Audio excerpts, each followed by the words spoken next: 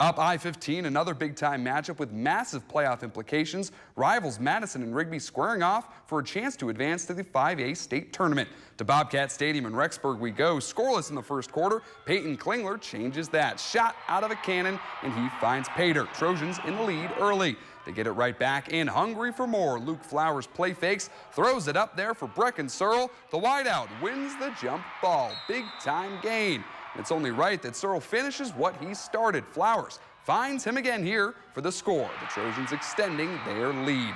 Capping off the first half here, it's Klingler again. Rigby runs away with it. Trojans no more. It's Red Devils time. They're headed to the 5A state tournament.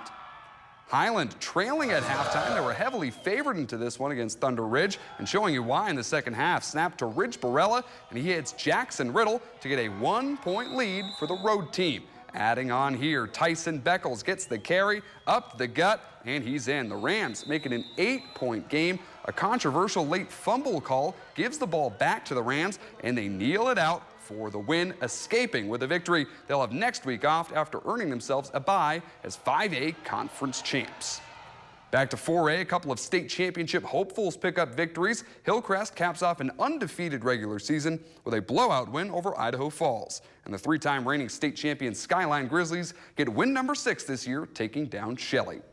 Snake River already locking up the 3A Southeast Idaho Conference title, but Marsh Valley and American Falls both in playoff position, fighting for seeding today at the Beavers Place. We are scoreless in the first. The Beavers fans are pumped. Cooper Bowman rolling to his right connects with Caden Hansen for an Eagles first down.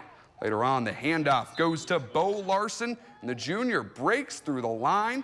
One man left to beat, stops on a dime, and he is gone. The Eagles strike first, 6-0 after a failed PAT. Larson is pumped, but the Beavers have an answer. Dax Brower setting up the screen. Zach Grigg gets it with a head of steam. Time running out in the first half, and Grigg puts the Beavers in a strong position to put some points on the board before halftime. American Falls cashing in. Brower to the corner of the end zone. Austin Adair makes the play. The Eagles seal it in the second half, winning it 21-12. Some more final scores. 4A Preston finishes off the regular season with a 1-point dub over Snake River. And Teton still with only one loss. They roll over Colorado's Meeker. Aberdeen and Bear Lake both looking like contenders in the 2A playoff picture, playing for second place in the conference today. The Tigers fired up and ready to chase a win on home turf. The Bears start with it going to the air right away down the sideline, but broken up on the play by Wesley Nelson.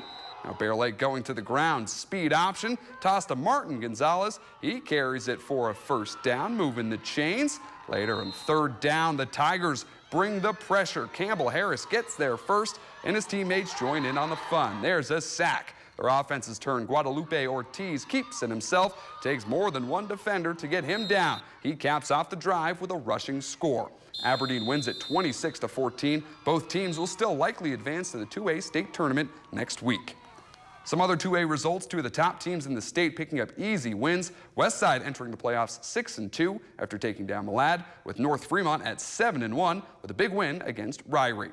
Our last rivalry matchup of the day in 1A Division II, the North Gem Cowboys hosting the Rockland Bulldogs. The Cowboys looking for win number 6, but the Bulldogs are already up 8-zip in this one. Then Teague Matthews does this. Thought this ball was never going to land. Abe Held hauls it in well downfield. The Bulldogs are rolling. Next play, Matthews with time finds Aiden Radford in the back of the end zone. How about some more from that connection with goal to go? Matthews to Radford again for another Bulldog score.